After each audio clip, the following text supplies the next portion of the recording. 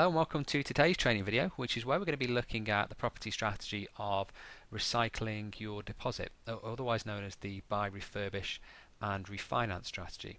Now the principle here is that you can recycle your initial deposit so that you can buy multiple properties where you use leverage to its full capacity.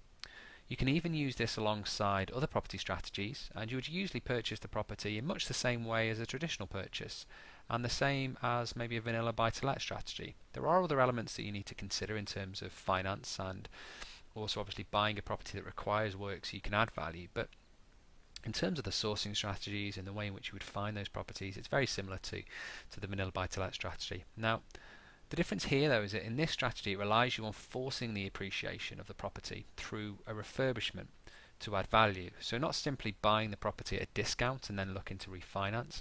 You need to add real value to the property before you can then look to remortgage. Now your remortgage would then be based on the new value of the property after the refurbishment, and you'll be able to pull out your original deposit and refurbishment costs and ideally some profit too, and that would be in an ideal scenario. Now there are occasions where maybe the mortgage market has changed slightly, or if the property market is going up, down or sideways, where the ability to refinance all of your deposit and all of the refurbishment costs and the profit out of the property might be tricky, and we'll look at all of those kind of different situations throughout this strategy, and we'll touch on kind of the negatives or where this strategy can kind of go wrong, but also where it can go right, and the things to kind of consider and look out for so that you can use this strategy successfully with your properties as well. So the key to this strategy is actually in being able to prove to the mortgage company and the surveyor that you've genuinely added value to the property with the refurbishment that you've done.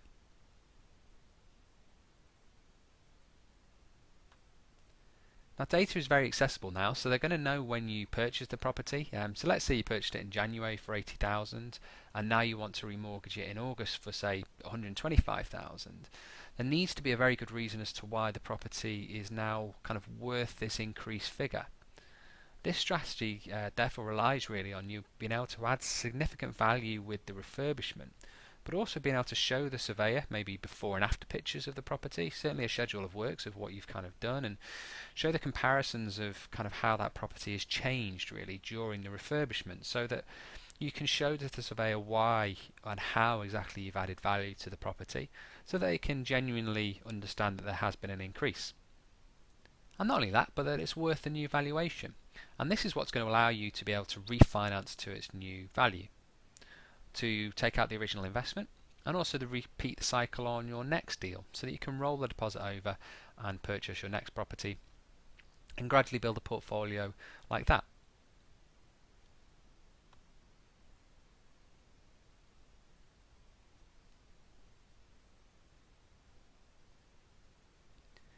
Now one of the key things to consider is where the actual kind of money is in this strategy, and as with standard buy-to-lets, you'll still make your money really on rental income and equity long term, but the idea here is that you can increase your return on investment to almost an infinite return by recycling your deposit and pulling out your original deposit.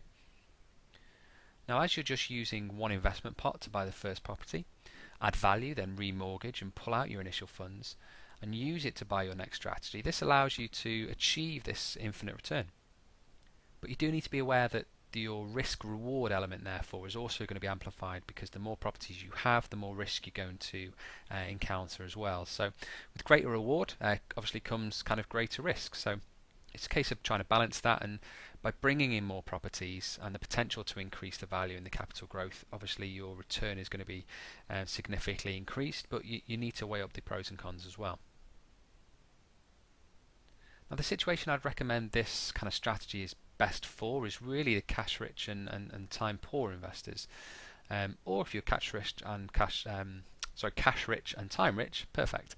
But that's usually a very rare situation. But this strategy requires a similar deposit really than what you'd use on a buy-to-let strategy. So it is kind of cash intensive. You're going to need finance for the deposit, the purchasing costs, but also certainly the refurbishment costs as well. You're going to need the additional funds for that, and certainly it's advisable to not only just cover the refurbishment costs, but it's wise to have a contingency budget in place so that if you don't get the revaluation on a deal that you're kind of looking for, and you do end up with some money left into the deal, it's not a complete disaster. So certainly if you're cash rich, if you're cash strapped, then this strategy can be a bit tricky because there's a few more risks involved with it, where you may not be able to pull out the deposits, depending on the mortgage situation and the level of refurbishment that you've done on the property, and also the surveyor's valuation at the time. So it's just kind of things to consider, really.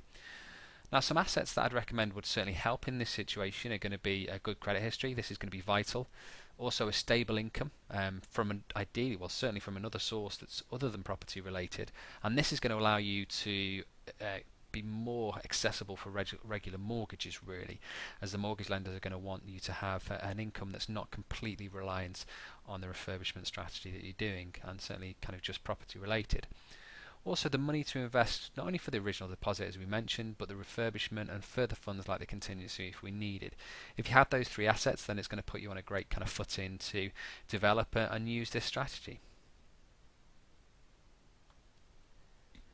Okay, in terms of maybe a time frame, you're probably looking at around 6 to 12 months. Now, there certainly are ways to do it quicker than that, and a lot of investors will tell you that it can be done kind of within a couple of weeks or months, or 3 to 6 months, and it certainly can. But the initial time frame that we kind of set for these types of developments or strategies, we recommend sort of 9 to 12 months to give you a little bit of leeway, and again a bit of contingency. Now, the initial time frame is similar in terms of the actual purchase to buying a standard buy-to-let, but the difference here really lies in having the time to then add the value, do the refurbishment of the property, and then go through the process of the remortgage. As I mentioned, the time frame above is conservative. It certainly can be done quicker, but it's best to set kind of realistic aims, and then if projects do overrun, as I said, it's not a complete disaster.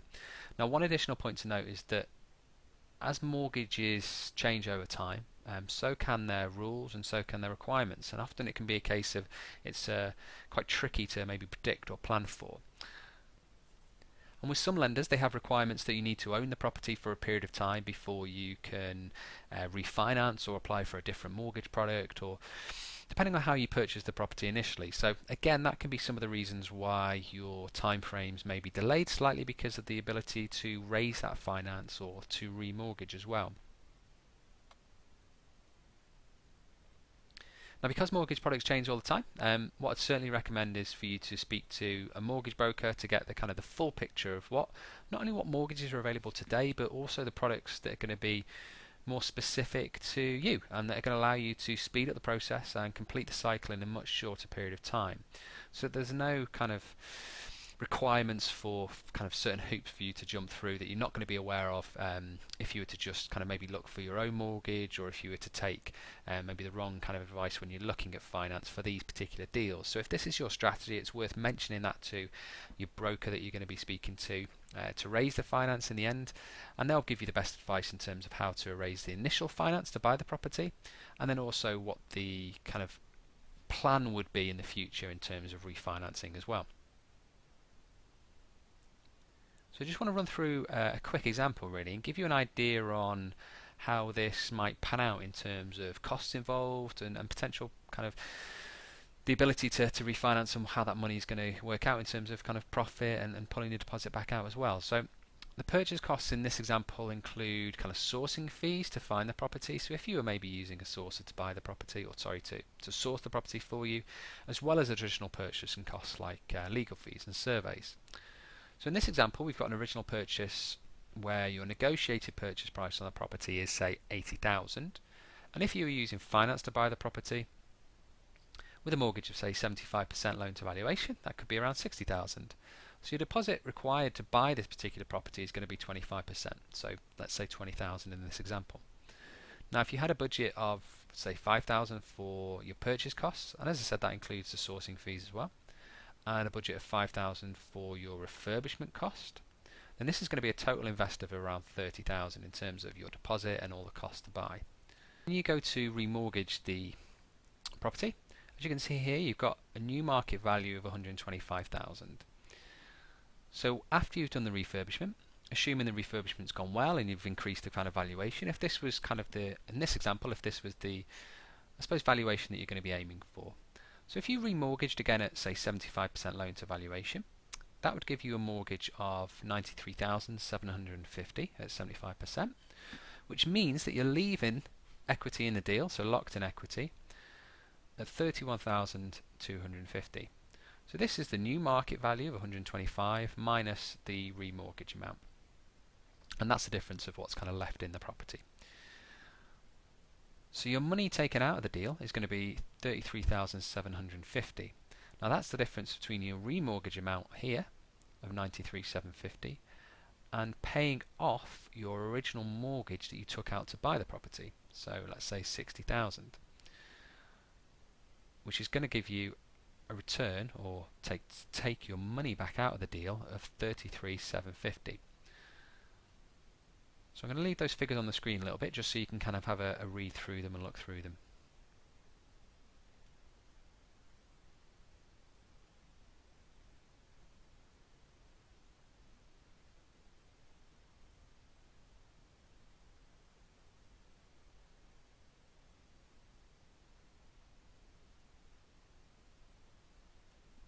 Okay, so hopefully that idea gives you, or example, sorry, gives you a bit of an idea on how this strategy can work. So let's just kind of recap over it. So we've got a property with an original purchase price of 80,000. We mortgaged the property to raise finance to buy it at 60,000, and we had a deposit of 20,000 and cost to buy and refurb of say 30,000 total. Now once you've added that value and gained the appreciation on the property, you look to remortgage it to its new value, which is 125,000. The remortgage is again 75% loan to valuation, which means you'd get a mortgage for 93,750. So that means you're leaving equity in the deal of 31,250. And that's the difference between your market value and your remortgage. But you're taking out of the property 33,750, which is the difference between your remortgage and the initial mortgage that you're then paying off. Now that 33,750 is going to be enough to cover your original investment plus kind of a little bit more, so it gives you a bit of profit. So what it allows you to do is just buy the property, refurbish it, remortgage it, all with one deposit pot. Adds a property to your portfolio and gives you back your original investment to be able to do the same with your next deal. And on the example we showed, a little bit of profit as well. So by pulling out your investment on that particular deal, you've got in effect almost an infinite return of investment for that particular property. You'll still be making income on the rental profits, and you'll still be making potential gains on the capital growth over a period of time. And as you can see, this allows you to scale your development on your properties and build your property portfolio with your kind of one property investment pot. But as we mentioned kind of earlier in the video, it is a case of obviously the greater reward, the greater risk. So it's a case of balancing that up, seeing how far you'd like to scale it, and taking those taking that into account. So next I want to kind of touch on and show you really a real life case study of how I've kind of done it in the past and it's not worked. So it gives you an idea of how not to do this strategy, or where the kind of the pitfalls are when using this strategy.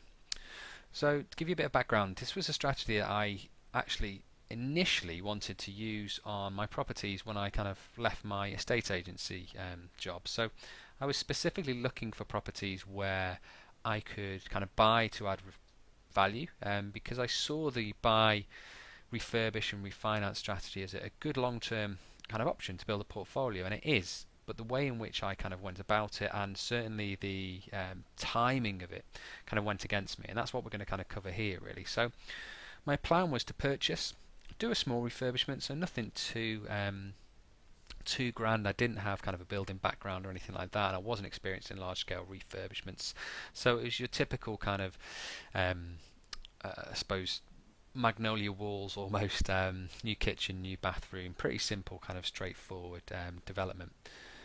Now in 2008 I purchased the property that was in need of refurbishment, My sole plan for buying this, as I mentioned, was to run this strategy as the kind of the buy, refurbish, refinance.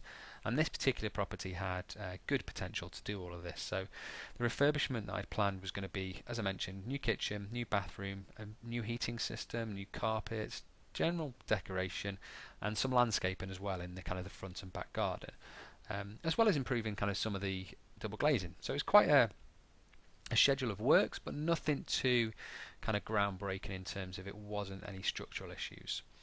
Now, after we started the works, there was a couple of kind of unknowns that cropped up, and as they do really when you're buying properties that require work, some of it can be certainly unearthed when you're kind of starting the refurbishment, and that's why you need contingencies. Now, unfortunately, because it was one of my first refurbishments, I hadn't really planned a proper schedule in terms of what contingency I might need on that property.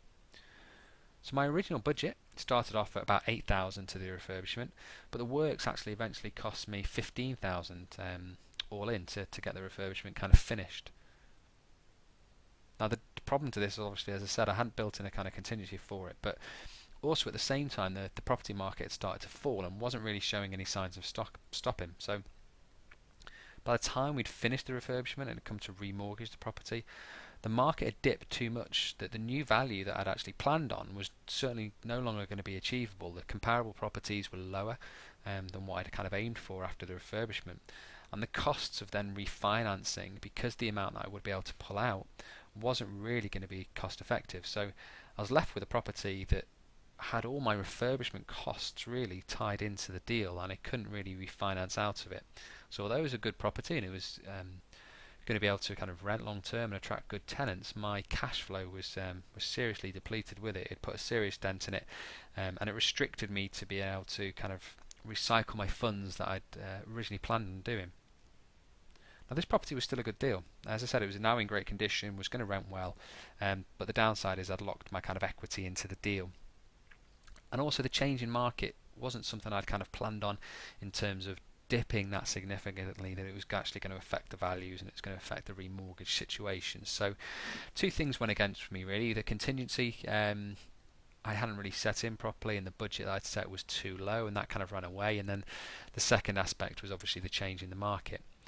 So the three things that I'd probably do differently if I was going to do this kind of or if I'd look back, I guess, so when I did this strategy, and we certainly adopted these changes in the developments that we do now, but I'd certainly have a plan B. So what would happen if I wasn't able to refinance, or what would happen if the refurbishment didn't go as planned? What would the plan B be?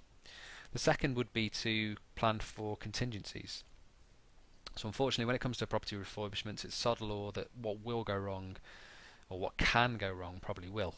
So you need to have a contingency budget just to cover those unknowns. And then the third thing is to kind of know the market. So if the property prices are falling, or they're maybe staying static and you're not sure how they're going to kind of change over the next couple of months, then that's fine. Just kind of expect it and plan that with the original purchase price in terms of what you're going to offer for the property. Plan that with the budget that you're going to spend on the refurbishment, and then also for the final value that you're looking to aim for in the end, so once you've done the refurbishment. So it's just simply a case of trying to plan all of that, maybe buying at a bigger discount initially, or being a bit more cautious with the type of refurbishments that you're going to do, so you can maybe get the properties turned around quicker, and just account really for that kind of potential dip. So hopefully that's given you a bit of an idea on how things can maybe go wrong when you're doing that kind of strategy. So let's look now really at how the strategy can kind of go right in terms of how it can work, and where the benefits can be made. So on this example, what I'll do is I'll cover a property that I actually purchased to live in back in 2007, and I hadn't actually planned on doing any major refurbishments. And as you know, when you buy a property to kind of live in, it's a completely different kind of mindset and thought process than maybe buying to rent. You have different reasons for buying it, and you're looking really for a home, so not necessarily just as an investment. And you don't always consider kind of the rental aspect of it, because that's not necessarily a concern. But the first property that I purchased, as I mentioned, or the property that I purchased back in 2007, was not really to run a buy, refurbish and refinance strategy. It was more out of luck that this actually happened and kind of planned judgment. But over the kind of first year of living there, I've gradually done a few bits and pieces and got it looking to how I wanted really. But being my home, I'd gone a bit overboard in terms of some of the fixture and fittings. I'd chosen kind of nicer looking tiles for the bathroom, some designer taps for the sinks, and a new garden kind of makeover with decking and plants and kind of additions to the garden that even kind of the plants and the borders and stuff I still wouldn't be able to know the names of. But it kind of seemed right at the time because I was developing it really to be a kind of a long-term home really, and it certainly wasn't, as I said, a plan to be a buy and let or buy to let property or a buy, refurbish and refinance, because it was my home. Now, as things do, they change over time, and my situation changed, and the lady that came to actually do my garden redesign ended up being my wife. So we kind of met while she came around to do the property, or sorry, the garden design. And then a year later, we ended up kind of moving in together into her property and started kind of a new home and family there. And the changes that I'd done to obviously my original property, as I said, had a mindset of kind of being my home, not necessarily a buy-to-let house. So during that kind of time, house prices had started to change a little bit as well. And as the property had been kind of significantly changed really in terms of its appearance, certainly from when I first purchased it, and also the value that I'd added to it, I was able to apply for a remortgage, so to refinance and try and pull out some of my kind of costs in terms of in that particular property. So I was able to refinance out my original deposit, also most of my refurbishment costs as well, and I was able to use that money then into recycle into other properties and to other strategies. So what had actually started off as a pretty straightforward property really, turned eventually into a refurbishment and refurbishment and refinance strategy. So the outcome was I was left with a ready to let property in great condition. I'd managed to kind of pull all my money out and had no money kind of left in, and I was able to use that initial funds on other properties really, but I still had that property in my portfolio. So although I didn't kind of plan for it and it kind of bumbled my way along really on this particular deal in terms of the end result, it still worked out very well in terms of the refurbishment that we did, added value. The ability to refinance was there because the market hadn't changed significantly to, I suppose, affect the end value. We were able to kind of refinance at a good valuation. And long term, it's been a great property. It's attracted good tenants, and it's been a great long term property for our portfolio. So hopefully you can see from kind of some of the examples there how the strategy can maybe go wrong, or some of the pitfalls to look out for in terms of contingency, and also to just try and plan really for the market in case there are any developments or changes when you come to refinance, but also how it can go right in terms of even when you don't necessarily set out to do it as a full strategy, you can still utilize this strategy in your portfolio at some point in the future, even if you don't start off at kind of using it as your main aim. It's a great strategy to use to really just turn over your investment pot and to move on to the next deal and to grow a portfolio.